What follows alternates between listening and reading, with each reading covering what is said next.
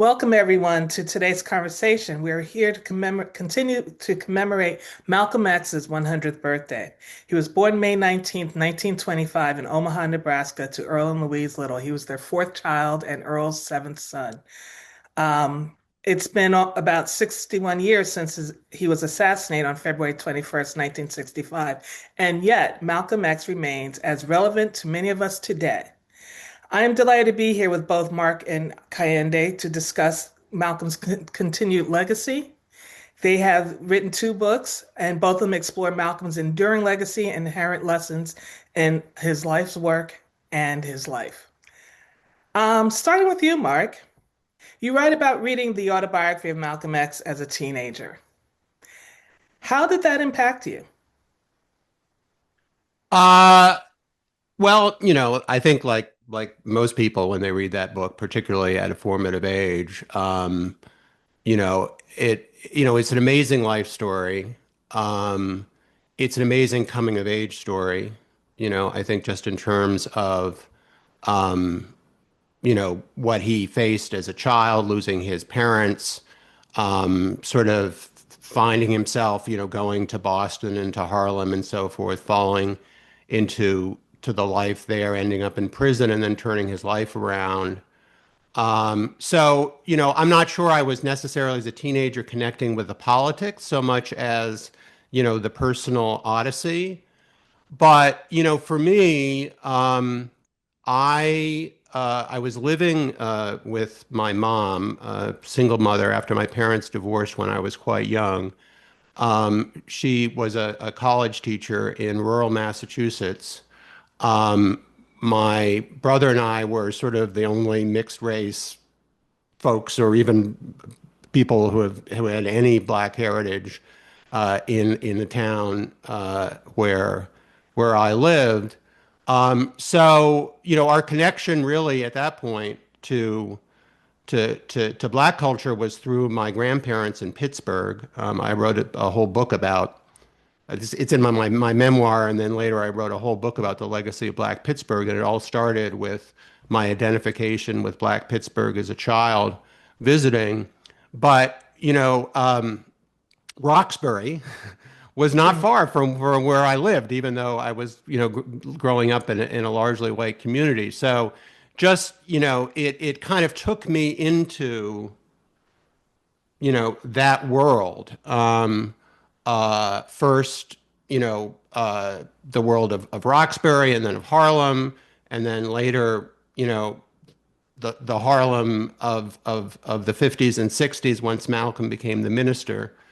So really at that point, that was kind of, that was what really struck me as a teenager. But then as I say in my acknowledgments and so forth, later through as a journalist and then later as a writer and writing about the birth of Black Power and so forth, I really started to understand at a much deeper level the significance of his thinking and speaking, and what he stood for as a political and cultural icon.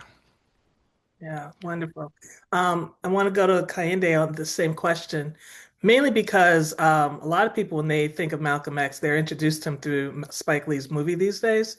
So it's rare now to hear people who started off their first introduction to Malcolm X as either his speeches or the autobiography. So Kehinde, would you like to? Yeah, so I mean, I was fortunate enough to grow up in British Black Power, so Malcolm is just somebody we just grew up kind of knowing and always having some kind of like knowledge of. Certainly with the speeches, the movie, I definitely did see the movie as a as a young person, but I also read the book first. And the book, well, I read the book probably I was again teenager, and the book, interestingly enough, because if you read my book, you realize that I really don't like that book anymore. That book is it's a great story, but doesn't really give you very much of Malcolm's politics. It kind of gives you the journey. It gets you in. It does at least make you feel more radical than you were at the end of the book than you were at the start. But it is a really good tale, right? And it's a good tale that kind of draws you in, gets you kind of hooked, and gives you just enough to really to jump off. But I mean, for me, really, it's the speeches. I mean, for me, it's the speeches. For me, it's always been the speeches for Malcolm. Reading the speeches, but you have to listen to the speeches. There's something about the way the speeches are given. Malcolm was really, really funny as well, so they're just engaging. So I tell a story in the part in the when I write my book. The first bit is kind of my personal like introduction to Malcolm X, and I genuinely would play Malcolm X speeches to my children at the dinner table until they protested too much. Now I don't do it anymore, but this is something we used to do. But even as like 3, 4, 5, 6 year olds, they can still enjoy it, right? Because even if they don't get the words, but there's something about the way that Malcolm delivers that it's still engaging, it's still captivating. And so I recommend to anybody the place to start with Malcolm has to be the speeches.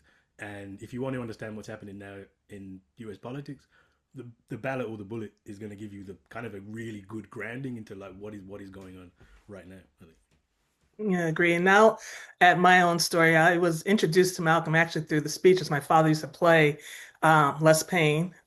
He used to play his speeches during the weekends, and one thing I always remember was his staccato rhythm and the use of imagery and just things that always stayed in my mind, like foxes, wolves. Going down with the ship and like he just used all this imagery and comparisons that stayed with me throughout my life, and so they keep coming up and they have special meaning when I connect them back to Malcolm X. So um one, congratulations to both of you for writing books is tough, but writing about Malcolm X is it's a journey, working on a book with my father, for almost 30 years, with The Dead Are Rising. But I can only imagine, in writing now that all these other books have come out. Why have the two of you decided to write about Malcolm X right now? For 2025 is when your books came out. Well, so as I said, I read the autobiography, when I was young. I then, when Spike Lee's movie came out, I was working at Newsweek magazine and I wrote a cover story about it. And it was about the movie, but it was also about the fact that Malcolm, on the one hand, remained a hero to the generation of people who, had known him when he was alive, but also was now being rediscovered. And by that point, in the early 90s, you had him showing up in hip hop lyrics. You had Spike Lee marketing the movie with the X hats and all the merch, right? So we talked to, I did some of the reporting, and then reporters around the country talked to people of various generations about what Malcolm meant to them. We did a poll showing how views on him, even by the early 90s, had shifted quite dramatically. He was seen in a much more positive light by the mainstream than he had been when he was alive. So that was interesting. But then the thing that really made me want to write the book was my previous book was called Saying It Loud. It was about the birth of the Black Power movement just in 1966. So it's really, I just take everything that happened that year, from the murder of Sammy Young to Stokely Carmichael becoming the chairman of SNCC and taking it, in a different direction than John Lewis, the birth of the Black Panthers in Oakland, Dr. King trying to take the civil rights movement to Chicago and just discovering how difficult that was once you started to talk about jobs and housing and so forth. And anyway, so when I told people that I was writing about 1966, people who didn't really, had a kind of a foggy sense of it, said, well, and Malcolm X, right? And initially I said, no, Malcolm X was assassinated in early 1965. But it turned out he was a major figure in the book because he was in the heads of all of those figures. Stokely Carmichael, Huey Newton and Bobby Seale, the folks who started the whole movement to start a Black Studies program at San Jose State. And it was also the year when, and we can talk about the autobiography. I also write in the book about the problems with that book.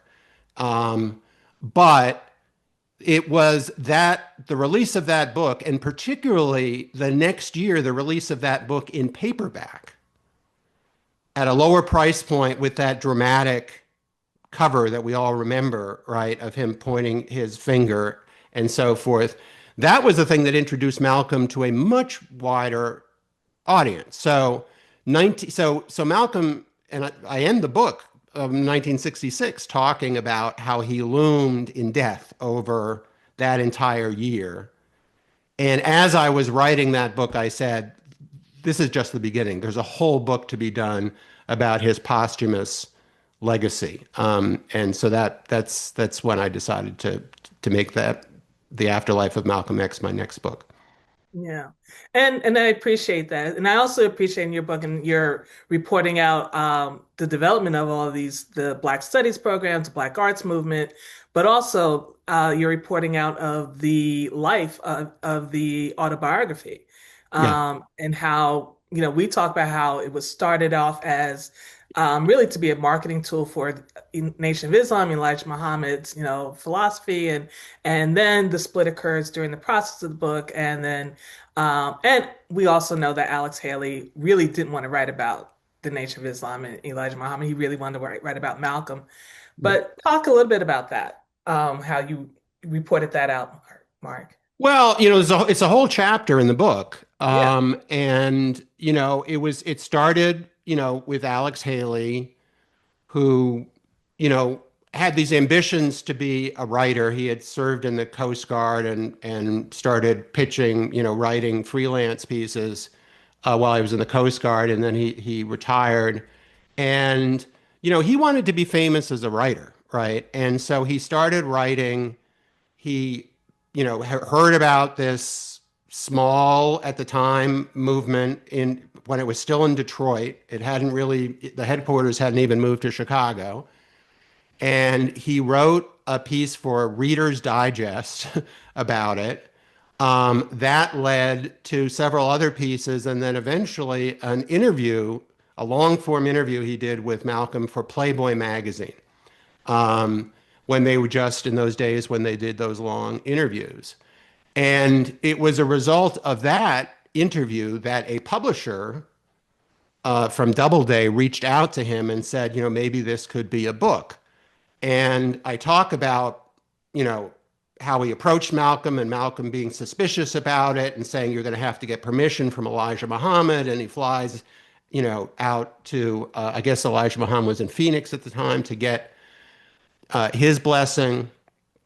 And how, as you absolutely say, Malcolm's view initially was, oh, this is going to be a way of talking about, you know, the Nation of Islam, how it turned around my life, how it can turn around other people's lives, the teachings of Elijah Muhammad.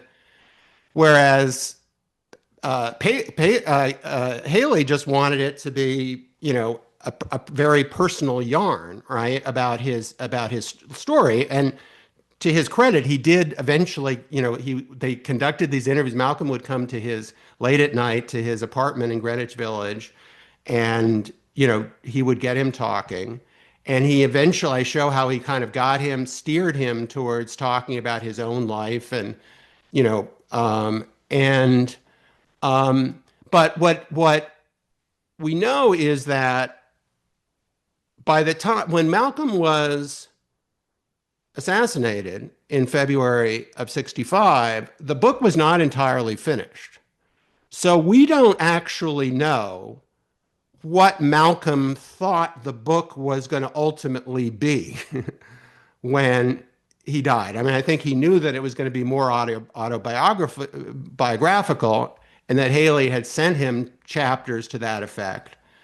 But there were still chapters floating around which were much more, philosophical and sort of polemical. Um, and but once Malcolm was gone, Haley was kind of free, pretty much, to make the finished book the book that he wanted it to be.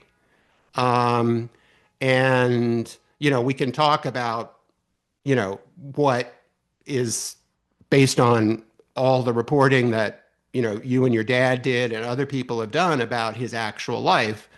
There are a lot of factual inaccuracies or composites and corners cut and all sorts of things in that book. So as I say at the end of that chapter, it left a lot of ground for subsequent biographers to dispute.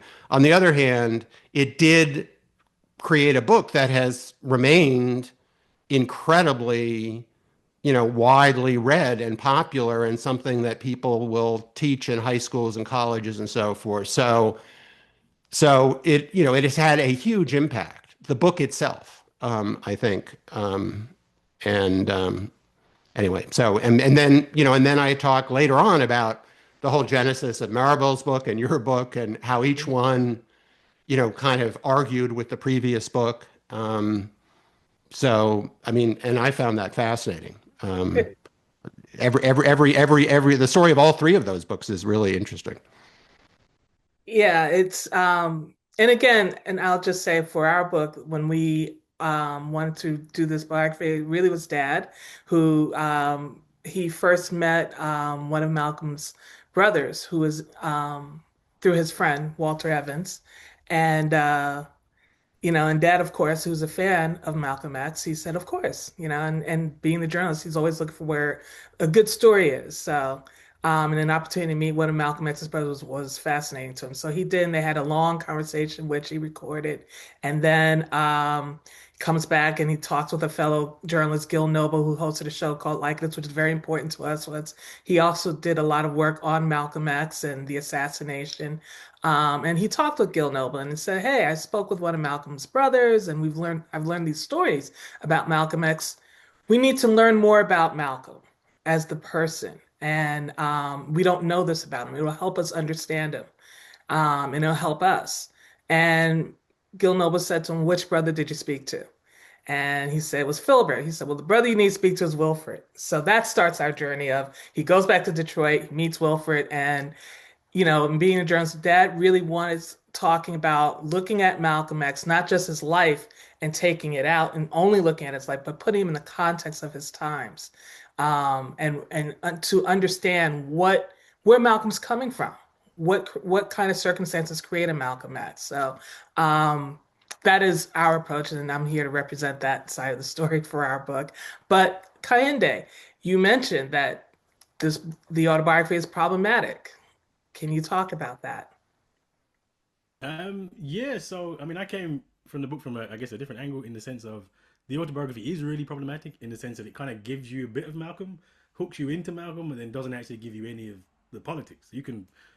It's fascinating that I think the Organization Afro American Unity or AU, the thing that Malcolm is doing when he is killed, is Malcolm mentions it once in the whole book. Like it's just absent, and so Malcolm's actual politics is completely absent.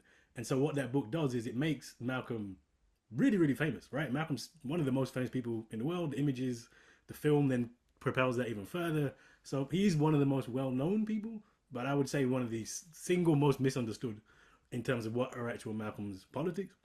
And so, like I said, I grew up in British Black Power. I'd say Malcolm X is the best theorist of Black radical politics. One of the most important intellectuals, I'd say the most important intellectual on the issue of blackness, on the issue of anti-racism of the 20th century. But that's completely all diluted from Malcolm. The view that we get of Malcolm as the angry black man who kind of changed his mind towards the end. You just don't get the quality of Malcolm, the ideas of Malcolm. And so I really enjoyed You and Your Father's biography because it gave a lot more of the background, what made Malcolm Malcolm. But I really was sitting, I was reading through the Malcolm books and I was going, well, there's not really a book that just says what was Malcolm's political philosophy, like what were the ideas, what was he arguing for. Just makes it really, really simple. This is what Malcolm was about, and this was important to me because this is my work. He's Malcolm. Is without doubt, I don't think I've ever written anything academically that doesn't have a Malcolm X quote in it. In a very real way, he is the activist, but also intellectual inspiration of my work. And so when I'm trying to talk to people and explain like this is what Black radical politics is, this is what it means to be Pan African, this is what and I'm saying, well, actually, this is all Malcolm's theory, not really me. I'm just kind of giving you a different version of Malcolm X. And so I thought, what better moment than Malcolm's 100th birthday to say, well, actually, yeah, look, this is the politics of Malcolm X. This is what Malcolm believed. This is what he didn't believe. This is what he stood for. Because what has happened, and I was actually more surprised writing the book, is because we have this kind of empty symbol of Malcolm, everybody, and I mean everybody, claims Malcolm X. I couldn't believe, I wrote about it in the book, came across a podcast called Clarence X, and I assumed it was about like an ex-member of the Nation of Islam. No, Clarence Thomas, the worst, most racist uh, judge on the Supreme Court, who Malcolm would have. Oh, I mean, Malcolm. I can't even imagine. I can't actually imagine what language Malcolm would have used to describe Clarence Thomas. Somehow decided that he was a disciple of Malcolm X. That's how little we actually understand Malcolm if Clarence Thomas and anybody thought that that could possibly be a meaningful comparison. And so yeah, the book I really did destroy it. There's no biography in it. It is very much this is what Malcolm's ideas are. This is why they're important today because I do strongly argue that Malcolm had a political vision. The OAU was a revolutionary blueprint. That really was what we should have been doing then. Is what we should be doing now.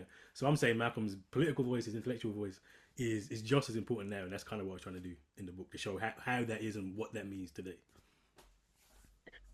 Well, I would definitely agree with that because we're still turning to him. He's still inspiring us, right? And talking about Clarence Thomas, but I want to kind of dovetail back to some of the myths that still stand about Malcolm X. Can you speak to that? Like some of the things that we misunderstand, because what you say very well is that we see Malcolm X, but we don't know him. So, what are some of these myths that we need to disavow ourselves of? Yeah, so there are these myths. One, Malcolm's violent, which is just not true. Malcolm doesn't commit any political violence whatsoever, and this is a way that often is used to reject radical politics. Right, so you get this. In fact, the image of Malcolm is used all the time. The latest one was that Black Panther movie with you have T'Challa and you have Killmonger. Killmonger is very much how we understand Malcolm X. You kind of agree with him. He's got a point, but he got too far extreme, wants to burn everything down, it's too violent, and that's how we kind of reject radicalism more generally. And so that Malcolm has the violence, Martin Luther King has the non-violence. It's not true in a sense that Malcolm did advocate for political violence, but it misses the point. Actually, the Malcolm isn't saying let's just go be violent for the sake of violence. Malcolm's actually giving you a critique that says, look, this system isn't going to give you freedom. It's not possible. And so therefore we need to have a radical solution, which actually in America doesn't look like violence. It looks like self-defense, which the civil rights movement did self-defense, right? Nobody was marching down in Selma not prepared to defend themselves. Of course they were. It's nonsensical. There was a disagreement in not just in tactic, but actually in philosophy. Um, Ironically, as much as I'm just saying the violence, non-violence is the wrong way to think about it, King and X are actually good opposites, but it's not violence, non-violence. It's King represents reform, the liberal politics says, look, can you get into the system? Can you change the laws? That's what the civil rights movement's about. Malcolm's the other side of that, saying, look, this system can no more provide freedom for black people than a chicken can lay a duck egg. So there's no point in trying to do all that reform. We need to have revolution. And that revolution actually isn't violent. It's the OAU, which is you build, you organize. It looks much more like the Garvey movement, which is why I really enjoyed your book because it gave the background to Malcolm as a Garveyite and the UNA, etc., etc., etc. So the violence one's a big one. Malcolm as being anti-women, this still stands, right? Like that kind of black nationalist figure who's misogynistic, etc., etc. I would not say that Malcolm was a black feminist. That would be wrong. That would definitely be wrong. But and in the Nation of Islam, obviously, the Nation of Islam is hugely problematic, and so Malcolm did replicate those some problematic views in the nation. But when he leaves the nation, you can really clearly see he's saying this is a mistake. Actually, black women are just really probably more important than black men in the movement. Most of Malcolm's key influences, his mother, his sister Ella Collins, people in the organization, Sarah Mitchell, um, Maya Angelou was coming over from Ghana to join the OAU. Malcolm was saying, look, this has been a mistake. We need to hugely include black women in the work that we're doing, and actually had it again. And this is another way we reject radical politics is because we have this image of the black macho, this misogynistic. There's no space for women. Simply not the case if you actually look at where Malcolm was heading. And then the most dangerous one for me is, you get Malcolm as this empty symbol, this no political program. Where was he going? Malcolm was lost at the end. He changed. Complete nonsense. I mean, the OAAU has a constitution. It has aims and objectives. It says we will do this, this, this, this, and this. It's so clear a political program, which had just been airbrushed out completely in Malcolm's history. I mean, how many people? Everybody knows Malcolm X. How many people can tell you about the OAAU? It's a much, much, much smaller number, believe me. And so this is my argument: is actually what we need today is the OAU. Malcolm was right then; he's right now, and to support his legacy, what we should be saying is how do we build an organization that can connect black people in America with the diaspora, with the continent. That really is what revolution looks like, and Malcolm gives us the blueprint to do. Yeah. Mark, do you have anything you'd like to add to the myths that we should disavow ourselves of?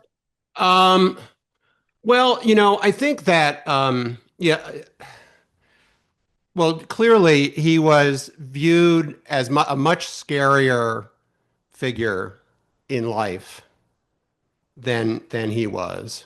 Uh, it's interesting on the point of, I just wrote a Substack piece about this in the wake of what's going on in Minneapolis, and people sort of saying that maybe we need like a return to the tactics of the civil rights movement in dealing with ICE and what's going on here in America.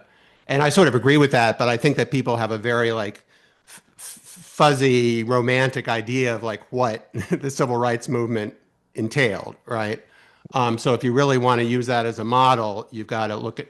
But I talk specifically about to the point of Malcolm being viewed as someone who advocated violence, that one of the reasons that he was revered by his supporters and admirers during his life had to do with two incidents where he actually prevented violence. Right in 1957, when a member of the Nation of Islam named Johnson Hinton tried to intervene when cops were roughing up another NOI member. The cops beat the crap out of him. He suffered all these head wounds.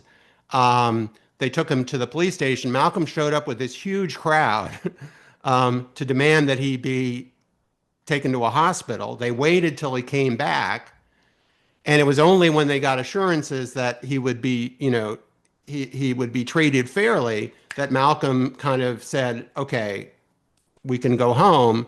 And all these people, over 1,000 people in Harlem, just like, and there was a white cop who said to the reporter for the Amsterdam News, nobody should have that much power. There's a scene of that in the movie, right?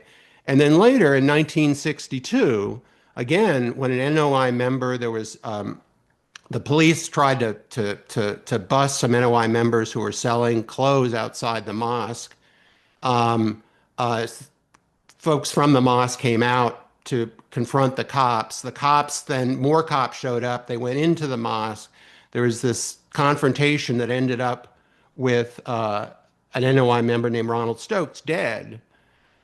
The Fruit of Islam, the security force, they were ready to go to war with the LA Yeah, cops, with like, the LAPD. mhm. The LAPD commissioner and the mayor, Sam Yorty, were telling lies about what had actually happened. They were trying to blame it all, right, on the members of the mosque. Elijah Muhammad did not want Malcolm to get involved, but Malcolm went to LA anyway. He held a press conference to dispute all of the version of events from the mayor and the police chief. Got support from all the other mainstream civil rights movements, including the NAACP, with whom he was usually sparring. And then he gave this amazing, you can see it on YouTube, this amazing eulogy for Ronald Stokes, in which he like was really tough on like police abuse and so forth, but also appealed, like made this amazing appeal to black pride and black, you know, and in a way that just cooled the situation down, right? And I talk about how a lot of people, including Stokely Carmichael, later said that it was a tragedy that Malcolm was killed, partly because given just the incredible, what was building in Black America at that time, given the broken, even the broken promises of all the civil rights, legislation that was passed in the South, but then the fact that like once the movement sort of moved to the North, like folks in the North had no intention of giving ground on issues like housing and jobs and so forth and so on. Um, and all the heartache of the great migration generation that had moved from the South and had been in the North for a generation now, and and had seen that it wasn't that much different than the South in many cases. That Malcolm was the one person who could have perhaps you know kept what ended up being a very, the second half of the 60s, this period of rebellion in urban America across the country, which, you know, became, kind of became very destructive, led to this white backlash, Richard Nixon elected, and so forth. That Malcolm was the one figure who had the authority within Black America, and particularly not only in the South, but the North and among the youth, to actually perhaps without, as Kehinde said, he would not have sold out in any way. He was not about compromise, but he could have channeled that in a way that would have been ultimately, you know, more productive. So I think the idea that he was kind of a force for violence, in fact, very much the opposite. When it came down to how he actually intervened in real life crises.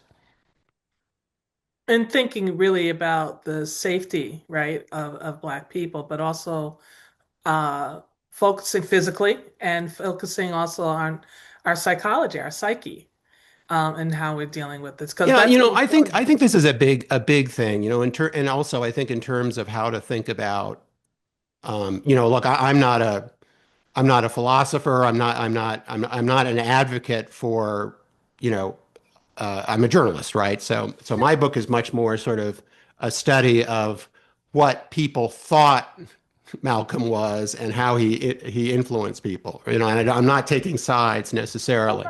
But I think when I think about his relevance today, I think about a couple of things. One is, and we talked about it earlier, his just amazing powers of communication, right? I mean, if people are talking about like what do leaders who are upset about what's happening in the country and the world need to do right now, if you want to be out there as a political leader and organizer, just study how he communicates, right? And then the other thing is just his analysis. And I think one of the reasons why over time, as you both have mentioned, while he was alive, he was considered sort of the polar opposite of Dr. King, right? Now all the scholarship is much more about what they, even though they came at it from different points of view, how they were kind of complementary in a way and kind of, uh, um, uh, contributing to the struggle. But I think one reason why Malcolm, in comparison with Dr. King, has grown in stature, so they are now considered, kind of on the pedestal together, is that his analysis has been more prescient and has been borne out, right? So at the heart of King and what he stood for was an analysis of human nature and of society and of psychology and of like white. And it was a very, it's not that he didn't have kind of a, some a radical side to him, or that he thought it was all going to be easy.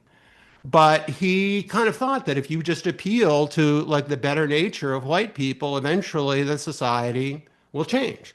And Malcolm had a much more, he had grown up in, he different circumstances. He had been to jail, he'd been on the street, right? He didn't grow up in kind of, you know, the, you know, the well-to-do kind of black church of the South.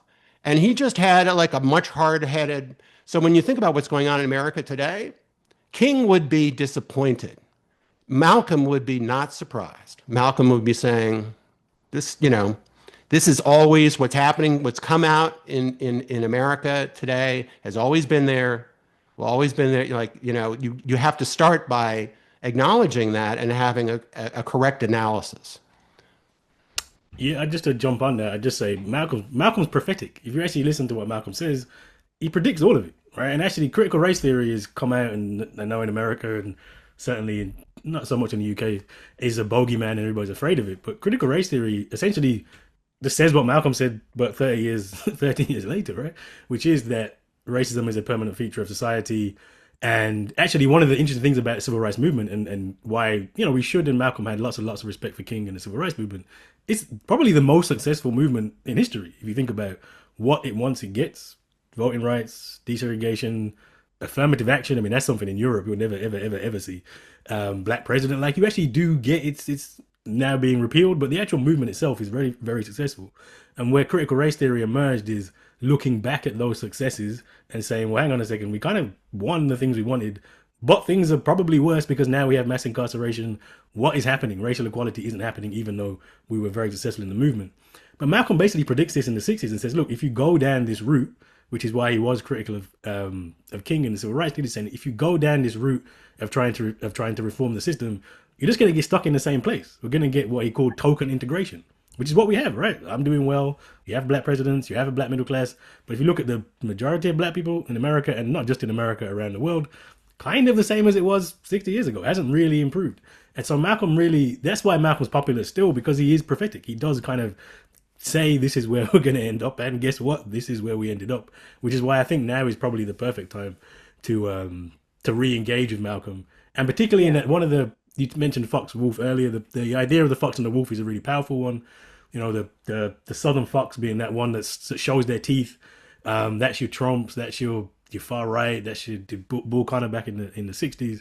And Malcolm always preferred the wolf. He said, well, look, at least the wolf shows you where you are, right? Like, it tells you what it is. And he actually said the fox is much more dangerous because the fox is that liberal who will bare their teeth in a smile and still going to lure you for their dinner, but you're going to go willingly because they think that you pretend to be your friend, right? And so I think now actually what Malcolm always said was you need to be on the hot stove to fight for freedom. And so as where people are getting depressed now about the Trumps, in England we're going to have a whole shift to the right. Around the world we have authoritarianism, etc. Whereas people get upset about that, actually Malcolm would say this is the time, this is the moment, this is what the system is. You can see it so clearly. This is what we need to actually stir people up, get people awake, and march. And that's when you get people wanting to be free, because it really wasn't violence that Malcolm was advocating for. It was political education. Number one, we need a program of political education, Mhm. organization, connection, community, self-help, connecting across the diaspora. Those are the things Malcolm's talking about, and those are things we still need desperately today. Which is again why his work should be called on in the present moment. Yeah. I would agree. And I do like the quote that you use in your book, and I'll read a little bit of it. It's because you actually do a whole chapter on the duck egg, which I liked. You write that Black people would never be fully integrated into the American society, not because all white people are racist, but because the nation was built on a political and economic system that can no more provide freedom, justice, and equality for the Black man than a chicken can lay a duck egg. Is Yeah, that one of your favorite quotes from Malcolm? I Your think that favorite? is the most. I think that's the one that captures Malcolm the best because it's one. It just gets makes it clear, right? Makes it plain. Malcolm likes to make it plain. Can no more provide freedom than the chicken can lay a duck egg. It's just not meant to do it. And so when we keep asking the system to be fair to us, that's actually our fault, right? Because we're doing something, we're asking someone to do it literally can't do. And I think there's a second part to that where he says in a Q and A, I think it is, he says if a chicken ever did lay a duck egg, you'd say it was a revolutionary chicken. Right? And that's what we need. We need to stop thinking about trying to reform the system and to try and think about doing something new. And I think that's what this is what drew me to Malcolm first. Really, the analogies. It's very simple. Like it's not simple. It's actually very very complex, but it's put forward in ways which make it plain and make it simple, so it's understandable. But Malcolm just really gets to the point. And so the way I teach this to students is essentially to say, well, look, we can look at all these inequalities, and you can either see it as all of these inequalities are an example of America and Britain and the West not doing their job properly. So it's a failure. That's how we usually think about it, right? If we have mass incarceration, for example, that's a failure of America. Whereas Malcolm looks at that and says, actually, no, that's not a failure. That is what America is supposed to do. That is what America will always do. And so what you'll push to different, it will look different in different arenas and different areas, but it's always going to be anti-black because America was built on slavery. Literally, it's literally built on anti-blackness. And that's why we need to have revolutionary movement, and revolution just simply means we need to build an alternative political and economic system that isn't based on the oppression of black people, because this one is, and it still is today, and that hasn't shifted in any way meaningful way since Malcolm was assassinated. Yeah. I want to shift a little bit too, because I mean, again, one of the things that Malcolm used very well, he had many tools to get his message across, right? He spoke everywhere. I actually just learned he spoke at my high school in 1962 to, and my high school is in Greenlawn, New York. It's Lily White. And it was a class of white students with one black student. So he spoke to this class, and their students, I'm speaking to them now, and their remembrances, they kind of expect him to come in angry and gonna yell at them and tell them where to go. And instead, he came in, he taught, and he related to them about the local, like he was talking about gerrymandering, he was talking about voting rights, he was talking about the struggle of Black people. But one thing they also say is, one, he was handsome. That's what a lot of the women have said. He was very good Mhm. looking. And the men have said he was so soft spoken. And he was right. So I want to kind of get into some of these tools that he used. So he was speaking to every. At the end of my book, the epilogue actually is about the last speech that he finished, which was at Barnard College Mhm. 3 days before he was assassinated. And it was 4 days after his house in Queens had been firebombed. So he had been, and so he had had to leave his home. He had several speeches that he had committed to, and and he had just returned from Europe.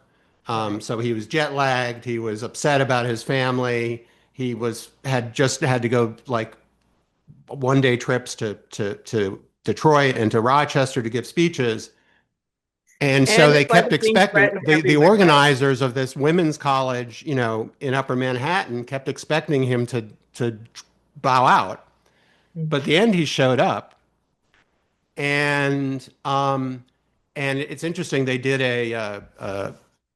there was an anniversary celebration of this whole event with some of the women, 50 years later, who had organized it.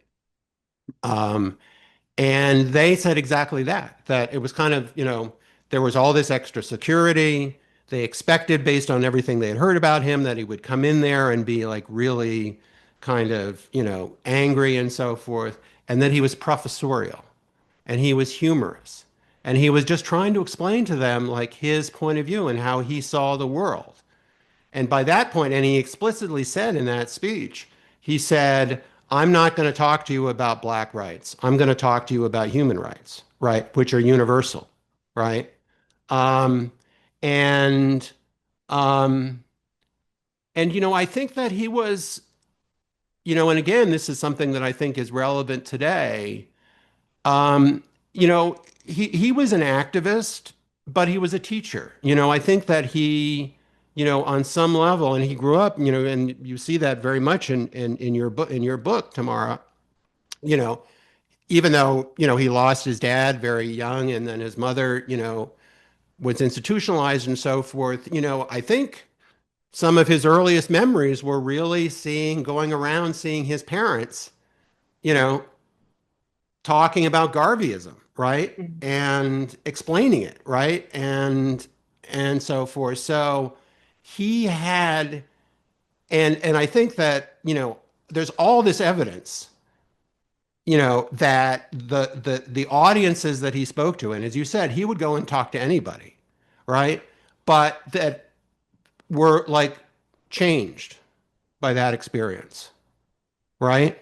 And you know, one of the reasons, going back to the autobiography, um, that I think it was one of the people involved, either the publisher or the agent, and like in the original deal for that book, at first said, you know, kind of, why would we want to publish a book by this guy, right?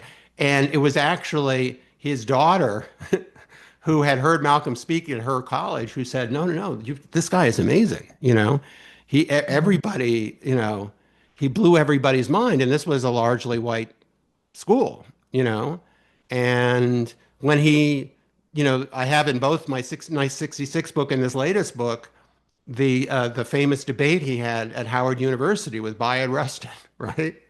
And all of these students at this point, this was during the height of the civil rights movement, right? So this is before Black Power. And Bayard Rustin was their hero, right? But Malcolm comes in there, he charms, he has dinner with them. He's like charming, the faculty. um, and then he goes head to head, with Bayard Rustin, and they all come away thinking like, well, maybe it's Malcolm we should be listening to, So that's the effect that he had on people, and that's just like, you know, I mean, I think all of us probably feel like the one thing, like when you live with him and you write about him, that we didn't get to actually experience that, right? Um, but I talk a lot in my book about just the electric effect those people had who did have the, who did get to hear him talk, um, that it had on them. Yeah, and I would like to add just also on these tools is particularly how he uses the media, right? Hmm. He was very sophisticated for that Very. time. Yeah. And I won't just, I mean, one, he's using television and radio, like nobody else is. He convinces the Honorable Elijah Muhammad to do to do a network documentary, on CBS, Right. and called "The Hate That Hate Produced." And this again was to let people know and really let Black people know that there is this group and what the group is about. And while it struck fear into the hearts of white people, white Americans, it encouraged Black people. Because you have to think this is 1959. People are still being lynched. People still migrating up north, and there's desegregation going on, housing unfairness and getting jobs. So it's it's a heated period of time. So when you see this group that they're talking about self-determination, these ideas that Marcus Garvey preached, right? And what we find also with a lot of these movements that we found in our work was that a lot of the groups from the 40s and 50s were using Marcus Garvey's ideas. And include especially the Nation of Islam. And that's actually one of the reasons why Malcolm's brothers joined it. Wilford was the first one to join it because he was looking for a group so that he can do more community building. And he looked for it at the local UNIA that his father was a part of. And it wasn't doing anything. It was a lot of old timers. And he said, and then he came across this new energy group, the Nation of Islam. That's how he joined, and then he convinces his sibling to join, and so on and so forth. And then he says, okay, Elijah Muhammad was happy with the brothers, and he was encouraged by Wilford's energy, and Wilford kept saying, "You think we're good? You should meet Malcolm, our brother who's in jail. Please talk to him." And when you bring Malcolm out, and he becomes, man, it's like this PR machine. He's doing these speeches. I went through the archives at the Schomburg, and this man did not type out his speeches. He hand wrote them over and over again. He hand wrote the scripts. If you listen to the radio shows, he hand wrote these scripts. So again, when you're writing this, you're thinking about this constantly, and then you're writing this over and over and over again.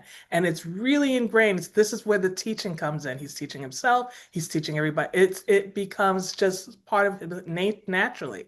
But I want to give more insight into how he used these tools because, like Kayende says, now's the time to connect with Malcolm again. But this is how he did it.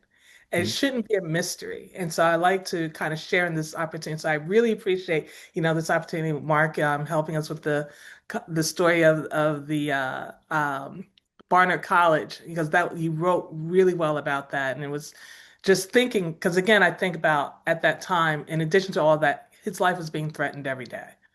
Yeah. He was getting threatening phone calls at his house or wherever he was. His family, it was unsafe. His house had already been firebombed.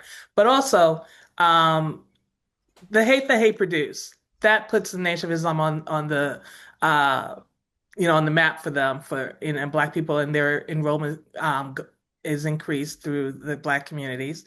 Um, but he's electric, right? In this documentary. Also, how he uses the media. He gives interviews to media. So like some people give an interview if they know they're not going to be quoted right, they'll stop giving interviews. Mm. He continued to give interviews and then would beat up on the media and say, "You guys are going to misquote me. You're going to misconstrue my arguments." And these are just things that we have to know that this is what he was doing in real time in 50s and 60s every single day. But that And was one of the things that was inspiring to Black folks. yeah, I mean, I talk about Mamira Baraka, He was then Leroy Jones, right? Who before he met, would just hear him on the radio, Hmm. sparring with like, the and you see, I mean, it's all on YouTube. You can still see a lot of these interviews that he gave, and you can see these white reporters trying to lay traps for him, and Hmm. he's just, it's like watching Muhammad Ali box, he's kind of like, Yeah. um, just, it's just so agile, intellectually and so humorous and so pointed.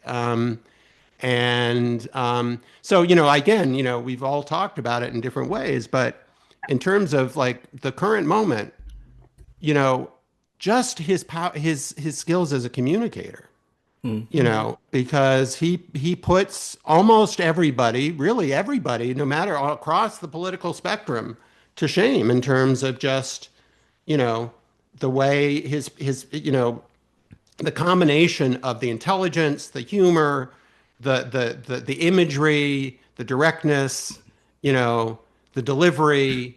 Yeah. I mean, you could just teach a whole class you could Yeah. about his communication skills, you Yeah. know, Right.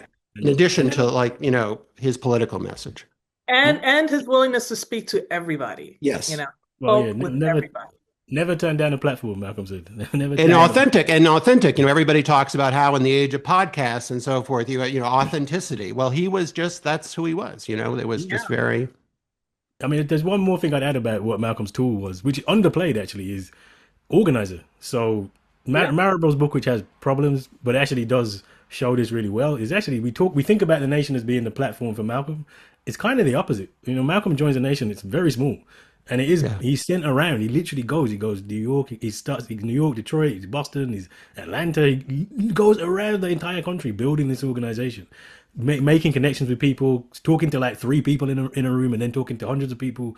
And there's a quote I used to, my late wife hated when I said this, but one of my favorite Malcolm's quote was, "I live like a man who is dead already," and not in a pessimistic way. But if you actually look at his workload, it's insane. This man didn't stop. You've already mentioned some of the like it's just constant. The speaking, the engagements, the organizing. I was looking for the book. There's a book, The Last Speeches of Malcolm X, which is just the last 3 weeks of his life. Doesn't even include all the interviews or speeches. It's 200 pages long. I mean, it's when you actually think about the amount of stuff we're talking, it's insane, right? So there is this Right. absolute commitment to it. This absolute commitment to organizing, and I think this is one of the questions in the chat. I think was how do you do this? How do you like take Malcolm's legacy in Canada? And I think one of Hmm. the things about organizing and revolution and those kind of, it seems romantic and glitzy. It's actually really boring. It is going around and working long hours. It is like even traveling to talks is boring. It's long. It's tiring. It's a lot of graft more than anything else. And Malcolm grafted more than anybody I've seen in history. And that's something really need to pick up. Like if we're going to be committed to it, you have to be committed to it. And that is doing a lot of background admin, be always being available, because that's really important for the struggle, right? Yeah, that is really important. So, and I just want to bring kind of in on this and that, being that you're in Britain, what you bring through your book, and this is going to be my last question. Um, you show us that Malcolm is not just an American story, No, bringing no, I the don't. international. So, can you talk a bit how he was received and Yeah, how he, influenced in your community and your world? yeah. Malcolm. Like I said, in terms of the UK, I'd say Garvey, Marcus Garvey, because of the Jamaican connection and the big Caribbean population is huge. Probably like number one in terms of UNA Garveyism, and then is Malcolm, and that's not coincidental because they're very connected. Malcolm is effectively a Garveyite in many ways, but Malcolm's Hmm. image goes across the world. And when you see when he travels in 64, 65, he's literally treated like a foreign dignitary. He's surprised. He's like, wow, I can meet the president. I can meet. He's like, I didn't know that was going to be the case. Because he is someone who always, even in the nation, which had a kind of much more narrower view of the politics, he always reached out, was trying to be international. One of Malcolm's big theoretical contributions is the idea that even the notion of being black American is a strange idea. He said, look, you're black, you're just in America. And actually, yeah, being black means you're connected to everybody else in the diaspora. And how he defined African American was actually everybody not in Africa, basically. Like if you're not in Africa, you're Afro American. And that internationalism is such a big part that resonates to us. And the way that, and because he's such a good communicator, he's explaining things that happen in America, but I'm reading them as a 15-year-old in England, going, "Oh wow, that's I get it. That's kind of the same, right? It kind of resonates." And I've been lucky enough to travel around Ethiopia, Brazil, Europe, and it's the same thing. Malcolm's hugely popular because he really does get it. He really does understand it. And he really does paint it in a way that everybody can understand. And that message from Malcolm was, oh, and I think this is an important thing to stress because we are in a moment where African American is getting a bit narrow. Things like American Descendants of Slavery, FBA, with the specific Black American thing. That's not Malcolm. So if you want to do that, that's not Malcolm. Malcolm was always about diaspora, always about connecting to Africa, always about saying, look, yeah, America's important, but it's important in the sense that it's part of a much, much, much bigger international struggle, which is why Malcolm has always been someone we just resonated with from the start. And the strength is organizing the members of the diaspora. Yeah, and it's organizing. And Malcolm came, he was actually in Birmingham. I live in Birmingham, and he was here 9 days before he died. Before the Black Power movement had really kicked off here. So like my dad's hugely involved in it, my mom and dad are hugely involved in Black Power, but they were young then. But even that, just that the echo of Malcolm being here was hugely, hugely important to just local organizing as well.